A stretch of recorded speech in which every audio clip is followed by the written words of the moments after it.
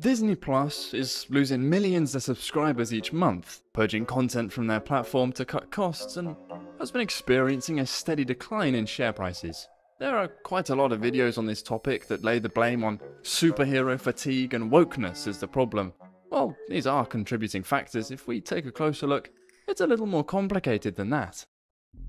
The streaming industry, which was pioneered by Netflix, started off as a seemingly superior and revolutionary alternative to cable TV, offering lower prices and more flexibility.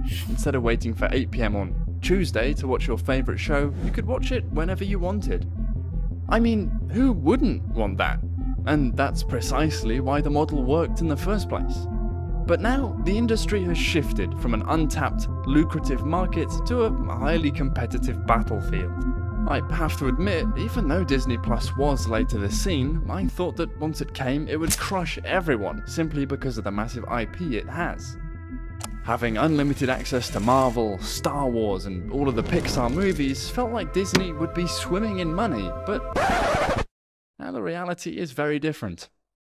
Now, before we get into the superhero fatigue and wokeness, we need to talk about how cricket has massively impacted Disney Plus.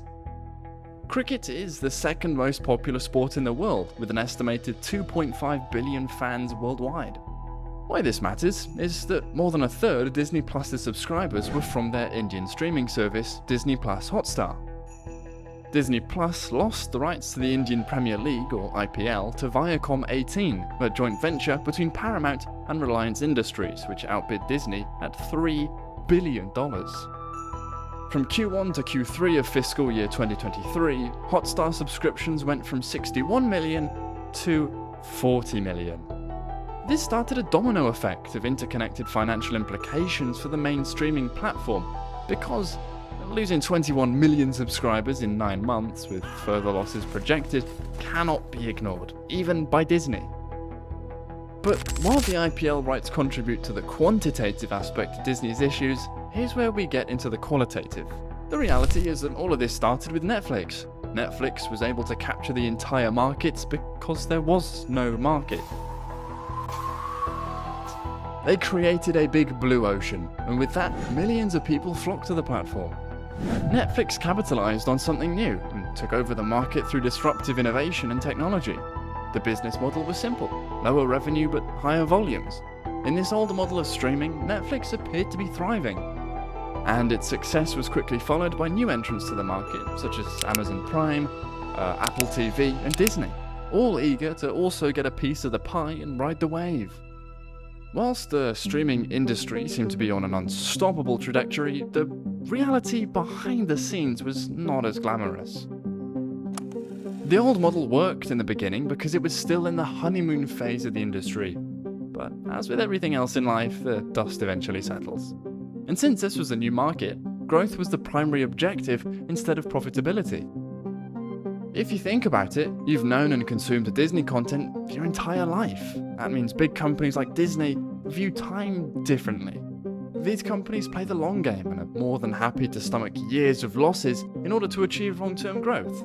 With this growth, they gain more revenue, more market share, and force competitors out of the industry so that eventually they are the last man standing. But now that we're over 10 years into the streaming age, companies are now starting to look at profitability. The strategy worked for the lucrative phase that was the 2010s, but with an industry now saturated with competition and customers fragmented, the game has changed. Although streaming offers a more affordable option than cable, it is significantly less profitable. Attracting subscribers with lower fees was a successful strategy for growth, but it just doesn't make as much money. Without advertisements and due to these reduced fees, streaming earns only a fraction per household compared to traditional TV. Whilst this is appealing to customers, streaming platforms like Netflix still lag behind in profitability when compared to cable companies. The landscape of television has significantly shifted over the past decade. Previously, series with long seasons and multiple episodes were the norm. Now, we're observing a growing trend of short, high-quality TV series that could easily be mistaken for big-budget films. This transition is seen especially in the streaming world, where platforms invest heavily in these limited series to attract and to retain subscribers. Just this year, Disney released Secret Invasion, which cost them $212 million. That's a bigger budget than Barbie or Oppenheimer. The production of these shorter, more expensive series comes with its own set of challenges. On the one hand, they offer cinematic visuals, compelling narratives, and a feel of exclusivity, which can be enticing for viewers. However, the very aspects that make them attractive can also be their downfall. Because where blockbuster movies make the money back with ticket sales, the streaming service will almost certainly lose money from their big project due to the next problem: churn rate. In the United States, the average churn rate for subscribers is 37%. This is a big problem for streaming services, as it fluctuates revenue and makes revenue unpredictable. Where before, you had just Netflix, and you would probably just keep all your subscriptions all year round, these days, there are so many streaming platforms to pick from that subscribers will pay for a month's worth of subscription fees, binge the content, then unsubscribe and go to the next streaming service that has a show they're more interested in. Companies have tried to curb this by releasing weekly episodes instead of all at once, but this just delays the inevitable. With regards to Disney, they entered with a vast catalogue, assuming that their treasure trove of timeless classics and IP would give them a competitive advantage in the streaming industry. I won't lie, as I mentioned before, I thought that was going to be the case as well. However, the realities of the streaming market proved otherwise. It quickly became evident that while the nostalgic allure of an old film catalogue is appealing, it might not be the linchpin for sustained subscription growth. It's clear that the company overestimated the value of their old catalogue of movies and properties, as they're not attractive enough to produce long-term profits in such a fragmented market. At face value, we definitely know that Disney has all of a sudden gone woke. I'll get into the implications for Disney in just a moment, but we need to understand where this wokeness actually came from. In 2020, while the world was outraged about George Floyd, BlackRock CEO Larry Fink announced that to prosper over time, every company must not only deliver financial performance, but also show how it makes a positive contribution to society. Why this matters is that BlackRock is one of Disney's biggest shareholders, with 120 million shares held. BlackRock is one of the most powerful investment management companies, overseeing approximately 10% of all stocks traded globally, which amounts to $10 trillion in assets. And because BlackRock has control over multiple major banks, it's no surprise that Fink is frequently labelled as America's most influential man, because most investors in banks use BlackRock's ESG ratings to decide whether to invest in a company. ESG ratings, as laid out by BlackRock, assess a company's potential long-term risks related to environmental, social, and governance factors. Where this affects Disney is in the social aspect. In 2018, Fink addressed CEOs, emphasizing that their companies must have a positive societal impact or risk losing BlackRock's backing. He underscored the increasing societal expectations for companies, both public and private, to serve broader societal goals. And of course, Disney would do everything it could to satisfy its biggest investors. So, it's no surprise that Disney's got one of the highest ESG scores in the entertainment industry, which is why CEO Bob Iger stated that the company should be taking a stand on political issues and will no longer shy away from politics in the future. The timing of this indicates that Disney's stance was likely influenced by BlackRock. Now, let's circle back to what implications were for Disney for going woke. Disney's taken a hit of nearly $1 billion at the box office due to flops such as Lightyear, The Little Mermaid, Elemental, and even Strange World, which had a loss of $197 million.